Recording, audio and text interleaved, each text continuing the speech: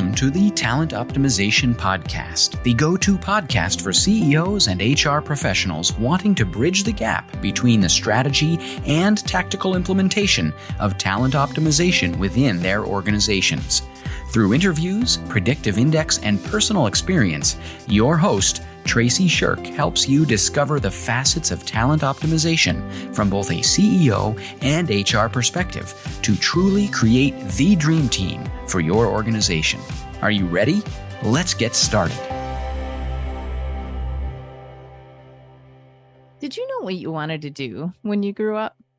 Welcome to the Talent Optimization Podcast. My name is Tracy Austin, and I'm the Chief Talent Officer here at Elevated Talent Consulting. And we are doing something pretty neat for the next couple of weeks. And that is sharing a little bit about what I chat about on stage when I'm asked to come in and facilitate workshops, to come in and keynote conferences. And so I have pulled some of the outlines that I will be chatting about in the next couple of weeks. And this one is coming from a conversation that I am doing with the Racine County Economic Development and CERCO, which is the SHRM chapter of Canossian Racine County in Wisconsin. And this is a presentation that I've done in Florida. I've done this one in Illinois at different conferences across the country. So what we are talking about is how we create talent pathway plans inside of our organization. And before we start there, I love to just take a second and say, what did you want to do when you grew up? So think back. Think of your 5-year-old self. What did you want to do? Your 2-year-old self, right? I mean, my kids are now, 16 and 17, and they've had several iterations of what they want to do when they grow up, right? Do they know it yet? No. Well, one of them does. But yet most of us don't. And most of us are only looking at what we have been exposed to. And we're not looking at the things that we've never been exposed to or not a part of our family. We have something really, really cool here in the Beloit area where I live, and it's called Career Tech. And Career Tech provides students both in middle and high school age with opportunities to look at what they like and don't like. And both of my boys have gone through several career tech programs where they found out a lot of things that they don't like. They don't like welding. They did not like the medical, even though one of them thought he was going to be a doctor, and he got into some of the medical classes and had an opportunity to take a CNA class. And he's like, nope, mom, I don't like this one. Okay, great. They did fire sciences, they did construction, they did culinary, they did all of these different opportunities. And sometimes it's figuring out what you don't like before you can figure out what you do like. Where my oldest landed on was he wants to be a commercial pilot. He's getting his private pilot's license right now, and he's been accepted into a program that will allow him to, earn that degree with the flight hours that he needs. So with that being said, there is a career pathway for him, and it started really, really early.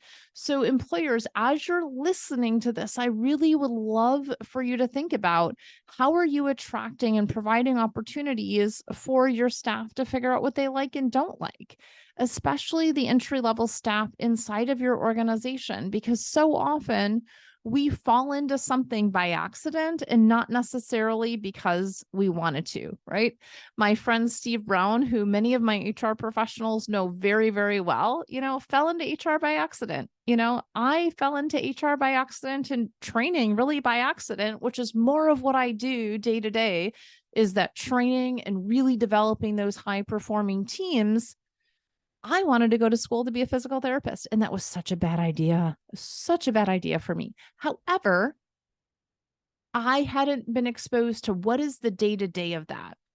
So as we think about career pathway planning inside of our organizations, and how do we ensure that we get our folks in the right role for them, and not just because they say, hey, I want to do this. Like, we can all walk in so excited about something, yet what are we naturally good at? What are those things that naturally we love to do. I clearly like to talk, and I'm pretty good at, right?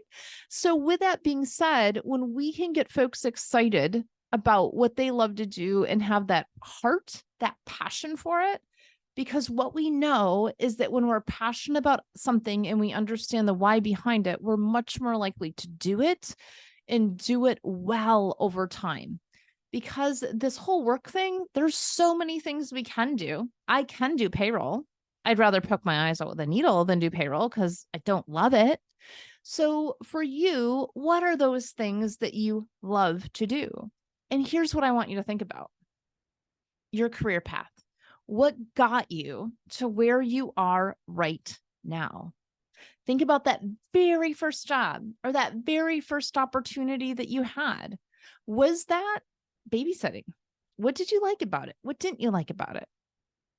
Was that your first job, which was a paper route? Was that your first job that was, collating mail? What exactly was it? And what got you excited about it? And then start to look at each job from there. And here's the reason why this is so important. When I talk to small business owners and entrepreneurs, and we talk about their story and how they got to where they are right now, so many of them, it was by accident, but they found that thing that they liked and they kept going. And when I talk to folks that are at line level positions and love their job and really don't want to move anywhere else, they're going, look, I do not want to move into a leadership position and a management position because one, I can make more money sitting where I'm sitting. And two, that looks like a lot of work to me. I don't want to manage people. Okay, great. What do you love to do? And is there a role for you here that keeps you here that also looks at the compensation side of it? So when I'm speaking to this group at the end of September, this one is September 28th. So when I'm speaking to this group, one of the things that I'm really looking at with this group is for them to tell their own story to themselves. There's something beautiful about us really taking a look and slowing down and saying, what did I love about this job? What did I not love about this job and why? Because we can get down to those things that make us tick. And when we can align with our strengths so it makes us tick, we're much more likely to love what we do and do it really well, which means from an organizational perspective, it's less management. It's much more fun. It's much more profitable. And that allows us as an organization to move things forward. So again, on the 28th, when I'm chatting with this group, we're laying out what was your career pathway? What were those must-haves, like-to-haves, and dream-to-haves in those jobs? And how did they change over time as you took on different positions? So the next thing that we will be chatting about is, okay, so we have our own career pathway. And schools now are doing a pretty good job at saying, hey, let's start to think about what these career pathways look like. I shared at the beginning, we're so fortunate for Hendrix Career Tech in our community to give our young folks opportunities to determine what they like and what they don't like. And inside of our organizations as employers, how are we able to do that as well? So if you think about it, I want you to really have somebody pop in your head, right? Think about an employee that was in either a role or with a leader that was doing horrible. And you're like, this individual is not going to make it. We're either going to need to work them out as a happy alumni, hopefully, or we really need to, terminate them or figure out if there's another seat on the bus for them. This is actually something that I've done twice this week with two of my clients.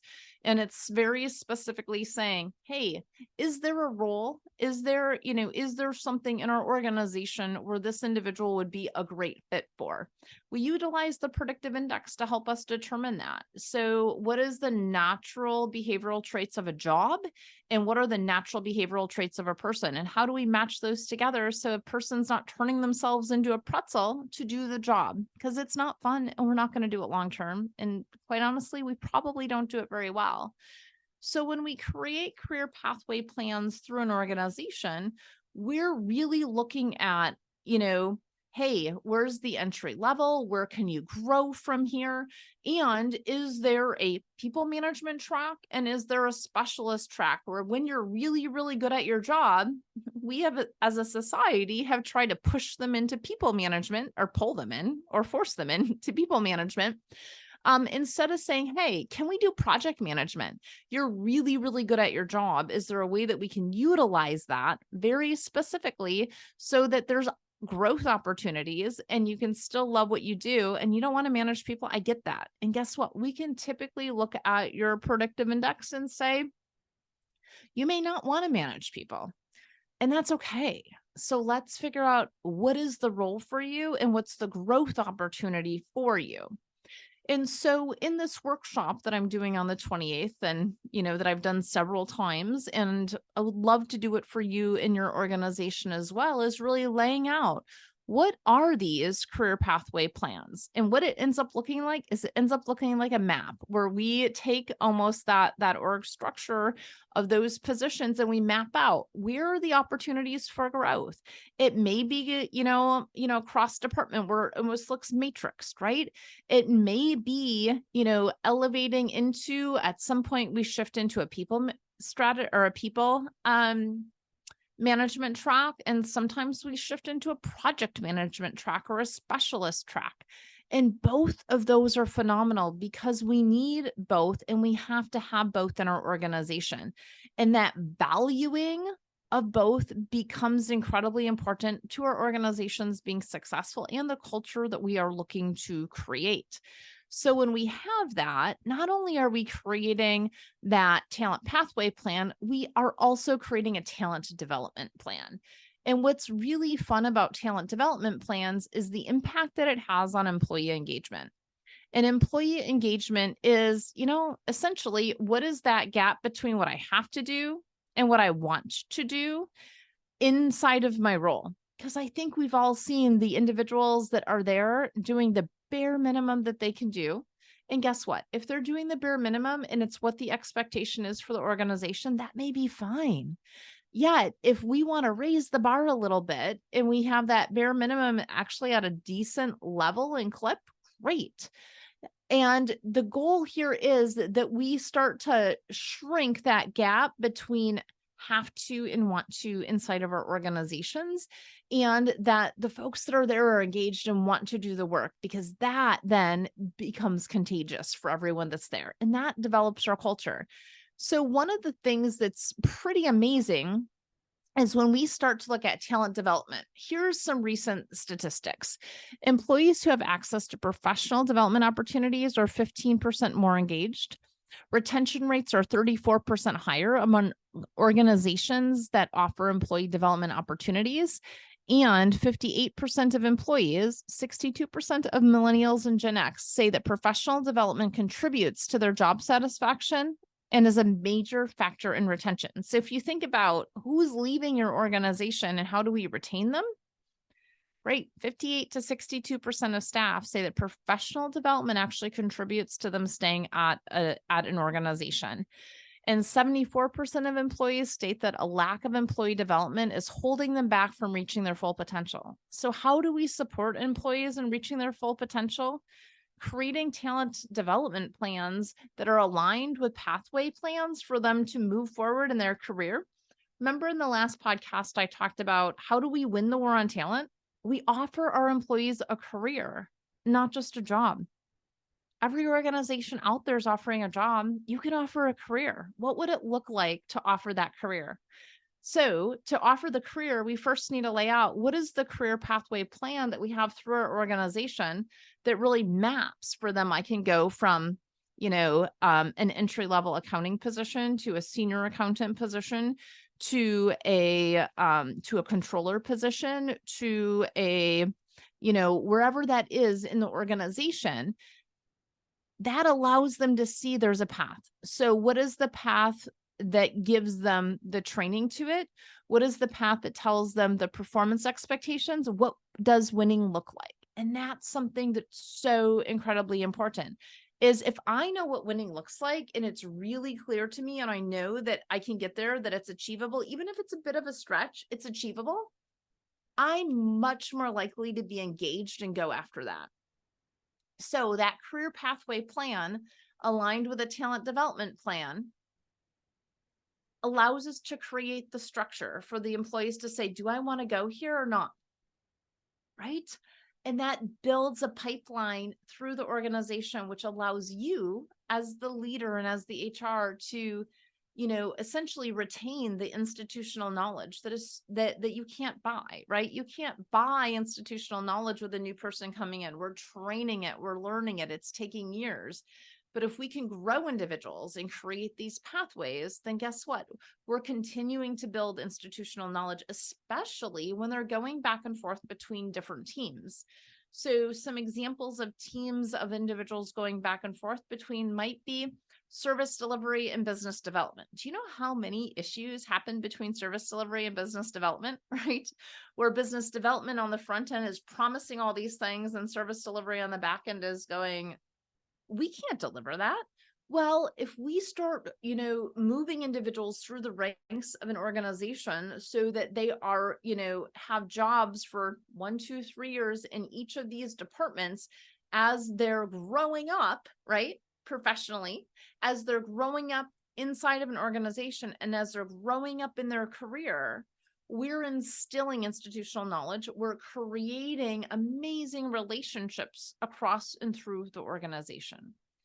So that's a key conversation that we are having at the training that we're doing on the 28th. And then the last piece of this is, as leaders in an organization, how do we have these conversations with our staff that is essentially stating there's opportunity here? And guess what? I understand that you may not want to come and talk to me about these and never. But guess what? This is on our SharePoint site. This is on a Google Doc. You can see at any point in time, here is some trajectories that you can choose to go on. Here's ways to do that without even talking to anyone if you don't want to. And if you do, here's the individuals, because this is that next step in a potential career pathway for you. That also strengthens the case for succession planning as well, is what does that look like to give individuals access to all areas of an organization as they grow up in those specific jobs. And so, as we close this conversation today with a key takeaway for executives listening in is really think about, what did your career trajectory look like? Is that something that, you can mimic for staff coming into your organization? Or are there other trajectories that were available? How were you given opportunities? And how did you know that this is actually what you wanted to do? And is there ways of sharing those opportunities and insight to the youth in your community to essentially say, you may have never, ever thought that this was a career opportunity for you because there's no one in your family that has ever done this. My son, who wants to be a commercial pilot, no one in my family has ever flown. Yet he had an opportunity to fly with a neighbor and he fell in love with it. That's something that is a gift that opens him up to seeing there's an opportunity here for a career path that I didn't think that was available to me that now is. So how can you offer those things to the youth in your community? And that's something I love for executives to think about. For our HR professionals is, how do we create those pathways for our staff and make them visible so that they don't have to come ask us for them? Because we know that they most of the time won't. But how do we create those pathways so that they're visible and create the trust in our organization that they can come ask? So with that, I want to thank you for joining us today. If you are in the Racine-Kenosha area, there will be a link to this event in the show notes. If you would like to have me come speak at your organization, we will also have a link to a speaker conversation as well. And we would love to have that conversation with you. So with that, I hope you have a fantastic rest of your week. And thank you so much for being with us on the Talent Optimization Podcast.